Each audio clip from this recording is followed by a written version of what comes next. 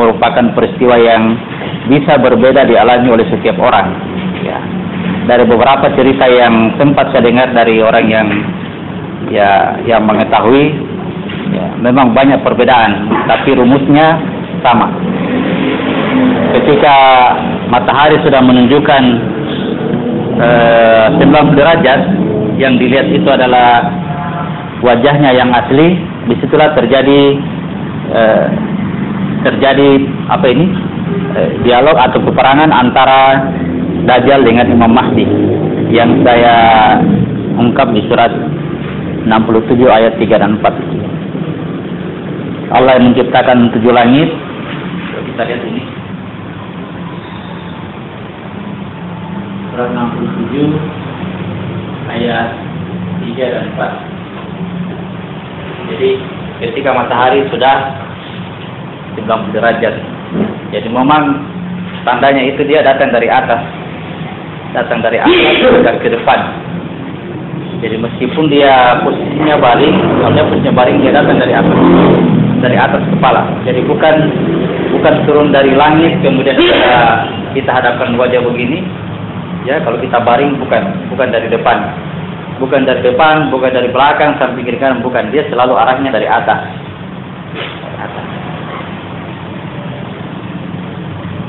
Kita baca surat 67 ayat 3 dan 4. Siapa yang siap? HP-nya siap. 67. Yang telah menciptakan 7 langit berlapis-lapis. Ya. Kamu sekali-kali tidak melihat pada ciptaan Tuhan yang Maha Pemurah sesuatu yang tidak seimbang. Maka lihatlah berulang-ulang, ada kamu melihat sesuatu yang tidak seimbang. Perhatikan ini 7 langit yang berlapis yang dimaksud adalah yang terdekat dengan lihat berkali-kali sampai 3 kali dia seluruh amati. Jadi perbedaannya dengan yang Imam Mahdinya lemah atau yang bahkan tidak memiliki kekuatan Imam Mahdi, ini tidak sampai terjadi perintah sampai 3 kali lihat.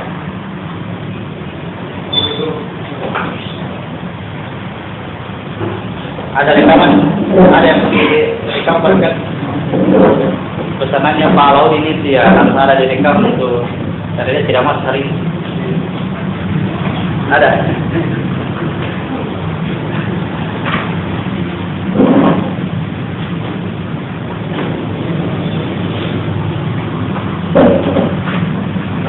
Banyak pun.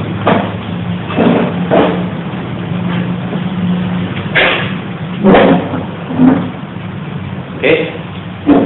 Sampai 3 kali perintah melihat, ya, itu kalau Imam Mahdinya kuat. Imam Mahdi kuat.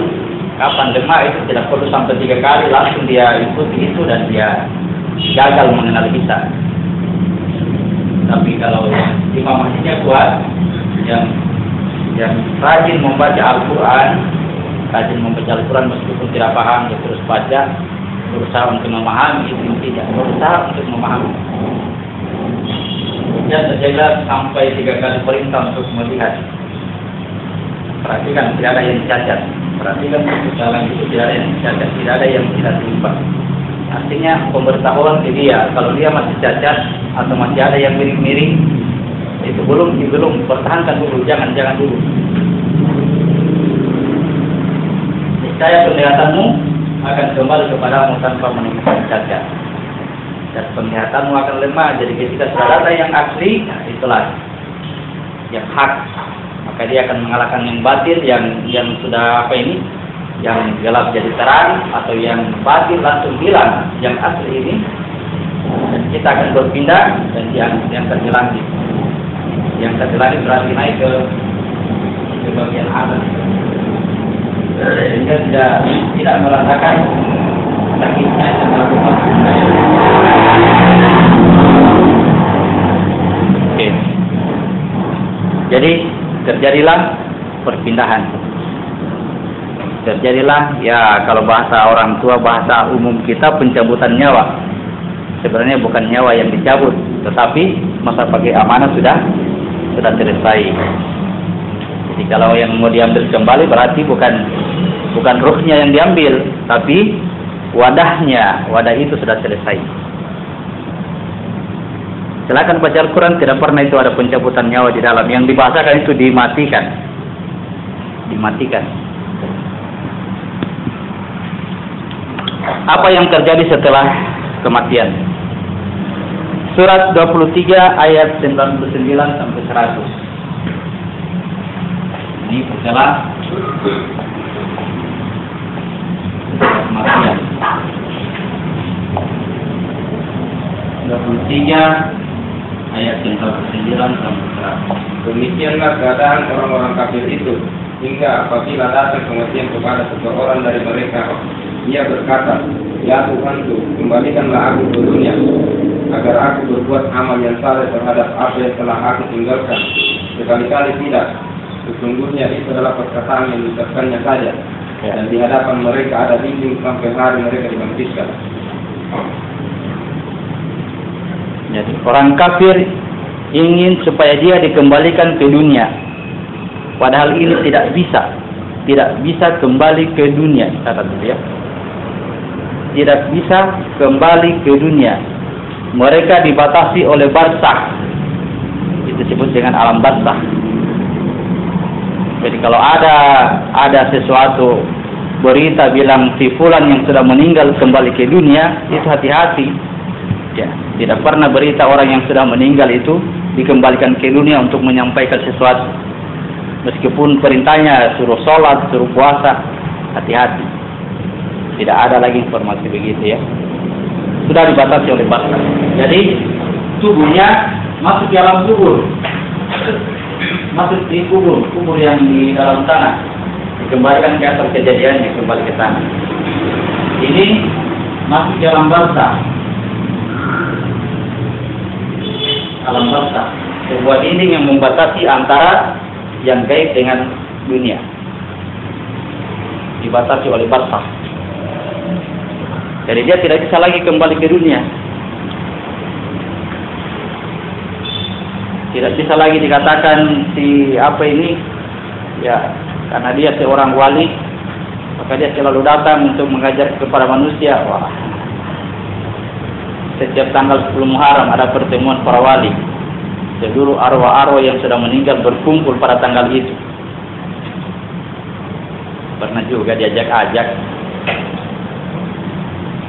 tanggal 10 Muharram. Di kubur itu dibuat 2 lubang, katakan di sana ya. Dibuat ukurannya. Apa lagi?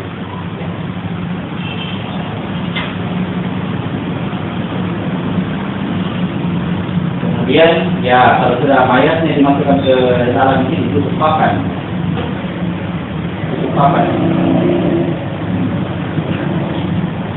Ini tanda atau ayat, simbol, lambang. Di alam barzakh itu ada 2 pintu yang harus dilewati oleh setiap yang meninggal. Pintu pertama dimasuki oleh setiap yang mati, pasti masuk situ. Di pintu pertama. Di pintu kedua hanya orang yang bertakwa yang bisa masuk di situ. Ya. Satu pintu azab. Yang kedua pintu rahmat.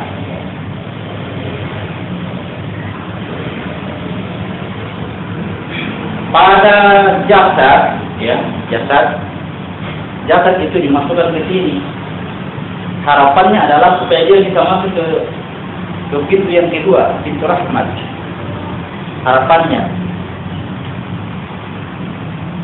Tapi secara syariat semua masuk di sini, semua dikuburkan di sini. Tapi tidak semuanya lolos ke sini, tidak. Ini hanya tanda yang memberi simbol bahwa di sana itu ada dua tempat tidur, ya. Ada 2 tempat tidur.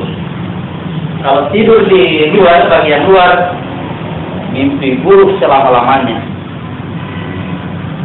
Kalau tidur di bagian dalam, untuk rahmat, mimpi baik yang disebut dengan nikmat kubur. Ini nikmat kubur ada di sini. Ini azab kubur.